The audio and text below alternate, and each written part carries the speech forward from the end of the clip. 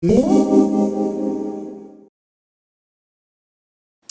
Capricorn, thank you for being here.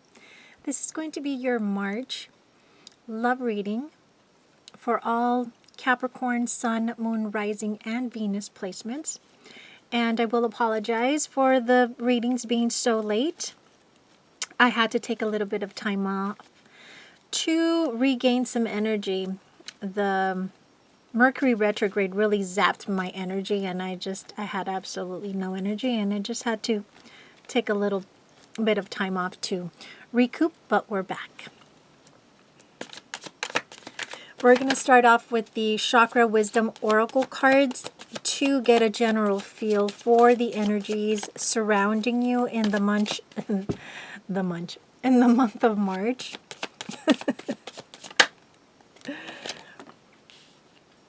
First card out is Impartiality. Second card out is Impasse.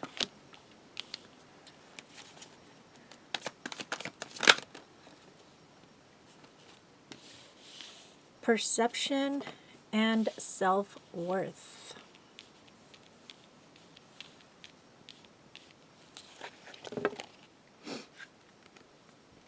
Impartiality. Impasse. Perception.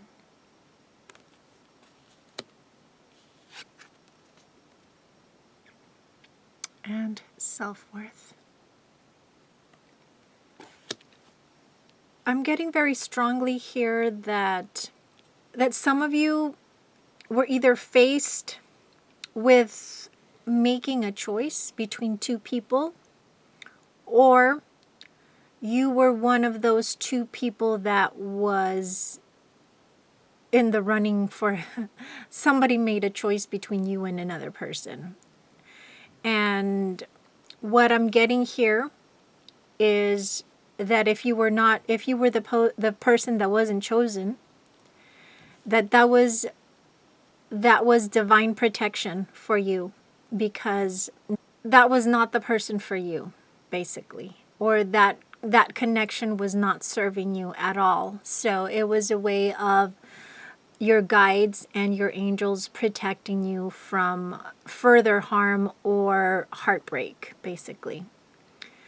What I'm getting here is that took a toll on your self-worth. I think your bruised was ego. Your ego was bruised a little bit, possibly, but what Spirit is asking you to do is to change your perspective, because it's all a matter of perspective. If you are able to see the circumstance as a win instead of a fail, it changes everything for you.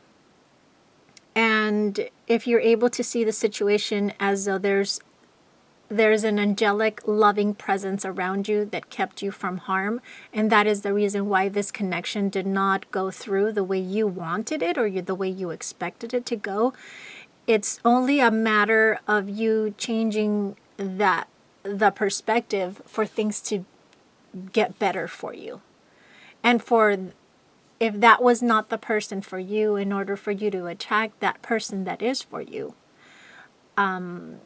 it is crucial, fundamentally crucial, that you change your perspective and take it as a blessing instead of a punishment. I am going to pull some cards out of the Tarot of Sexual Magic, and we're pulling cards for Celtic Cross today.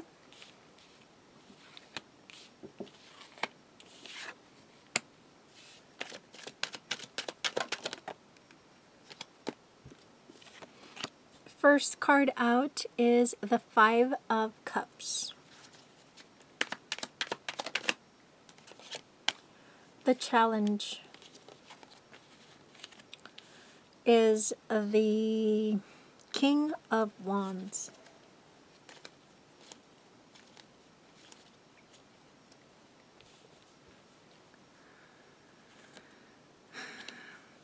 Some of you could be sitting in a state of regret or thinking about this person that that you didn't choose or that didn't choose you. And the challenge is forgetting about them because you think about them and there's still fire there. You still want their embrace. This is the King of Wands, is the card of the embrace. So the challenge for you at this time is letting go of the desire to be in this person's embrace.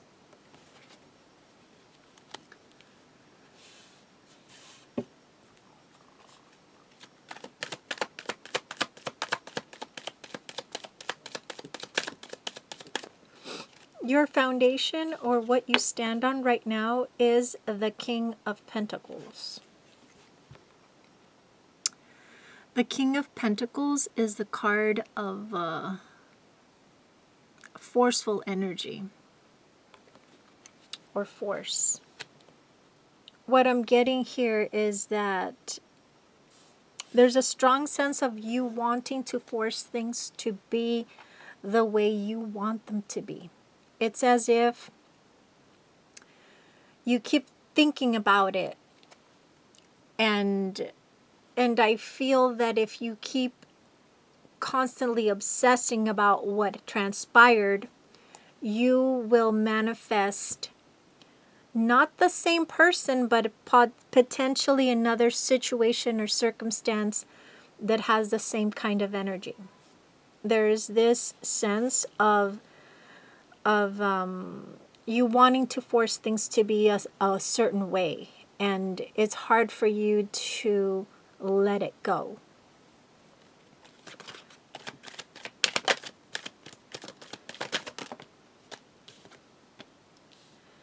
The Knight of Wands in the recent past. So what I'm getting here with the Knight of Wands is another. The King of Wands and the Knight of Wands have a very similar energy. Both cards are of being in an embrace, except the Knight is on horseback, but they're in embrace. So in the recent past, there was this fling that you had with this fire sign, and it took you for a ride. That's the truth. It really did. So you really were set on this working out, and it turned out to turn into a nightmare, basically.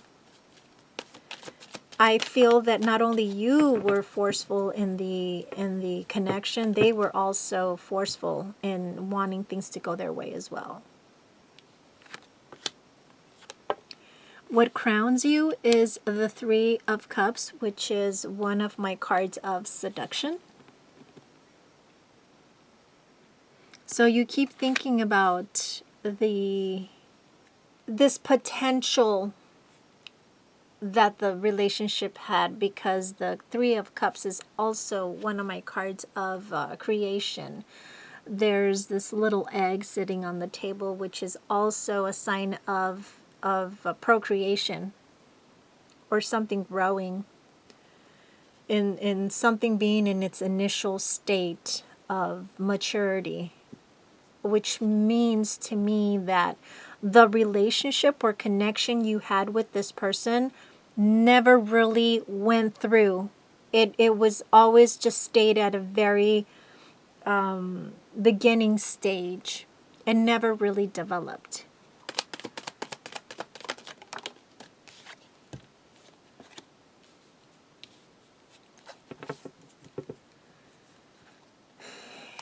In the near future, you have the Fool. So I'm getting here that there's a new beginning for you here. You're starting fresh.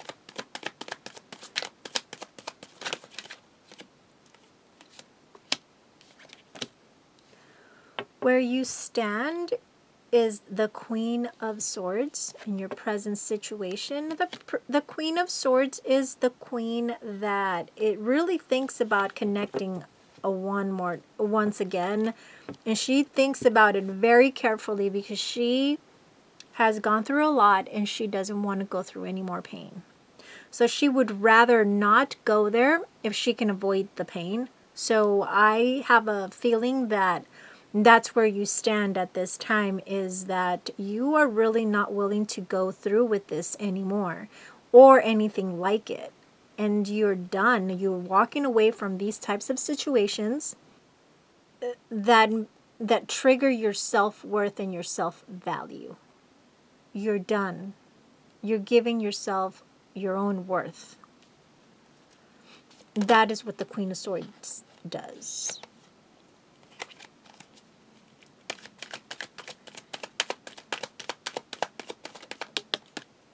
The way they see you, judgment.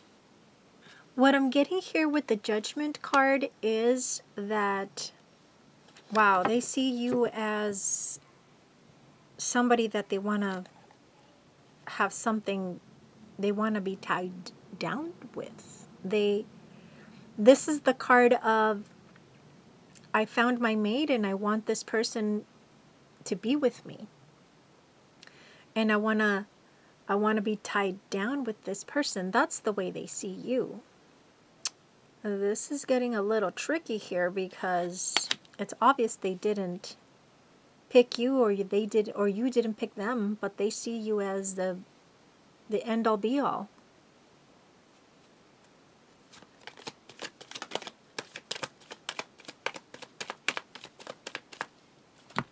Your hopes and dreams, you got the Strength card and the Four of Wands.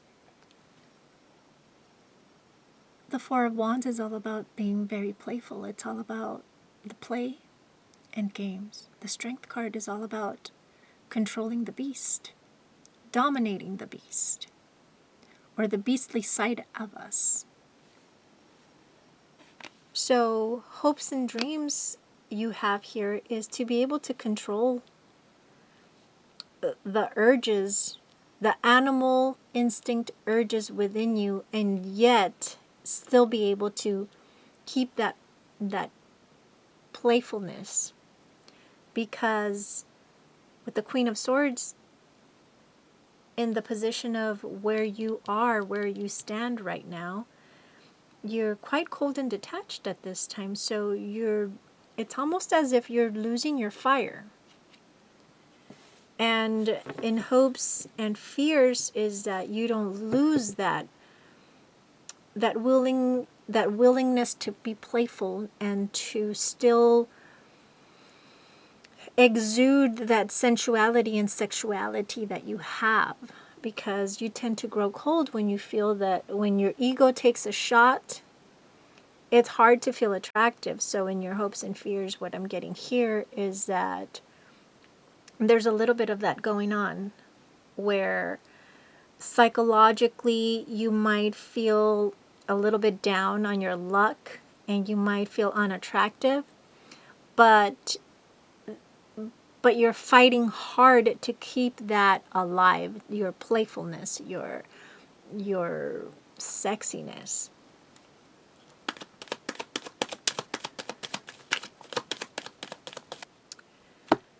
For the outcome, we have the Seven of Swords. The Seven of Swords is my card of this is not working out at all, so we give our bags to each other. And this is just, it's not working out. So you give your bag to the person. So that is what I'm getting here, is that you are ready to walk away from this situation and give your back to this person. If this person shall want to reunite with you, that is where you stand. At the bottom of the deck, we have the Three of Wands, which is one of my cards of waiting for the reunion. So there could be a possibility of this person reaching out to you after they chose someone else. At the bottom of the deck for the oracle cards, you have a confusion card, which is very appropriate, since you do stand in confusion at this time, because you don't, either because you chose the wrong person or somebody didn't choose you, but then there's still something there. And of course you're still thinking about them, you're lusting over them, and you want to be in their embrace. You could manifest this person into your life just because of that. That is why it's important for you to change your perception, to understand that what you think about, you bring about. Okay, guys, I'm going to pull a card from the Herbal Healing deck to close down the reading and possibly get some advice for you at this time, which you might be in need of.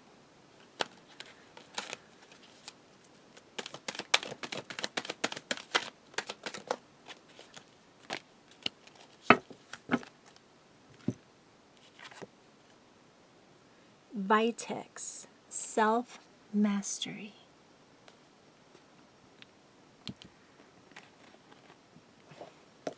And I will read right out of the book.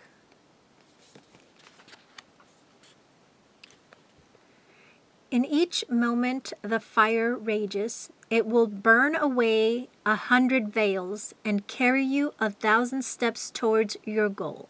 Rumi.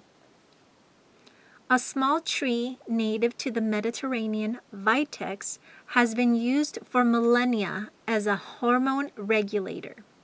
The berries balance estrogen and progesterone levels, soothing PMS and other reproductive disorders. Women also use the plant to promote lactation or aid in childbirth. Also known as the chaste tree, this plant has a history of associations with chastity. The chaste berry, pungent and peppery in flavor, has also been called monk's pepper. Celibate clergy in medieval Europe used the plant to decrease the libido. This carried over into religious rituals in which novelties would walk into the monastery on a path covered with vitex blossoms. In ancient Greece and Rome, women wore the flowers or carried a vitex twig as a symbol of their chastity. There is debate over whether chasteberry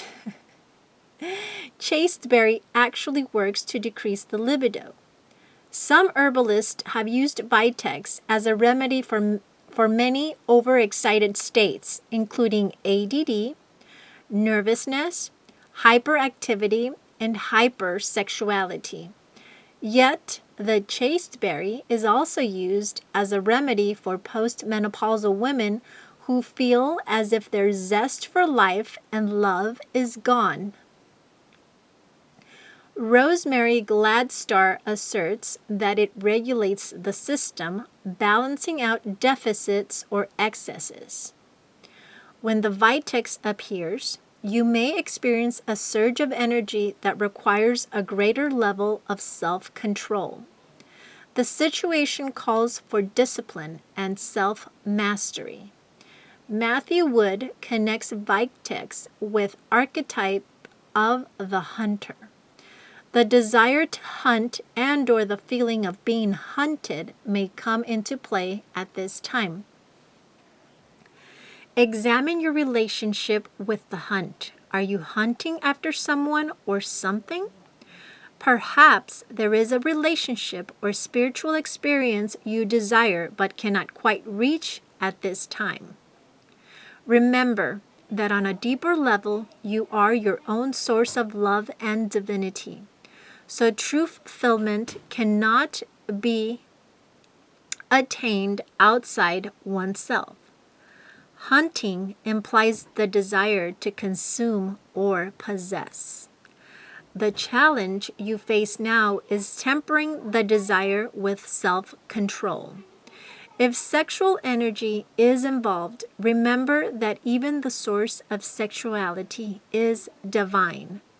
Your desire for another is also your desire to experience divinity.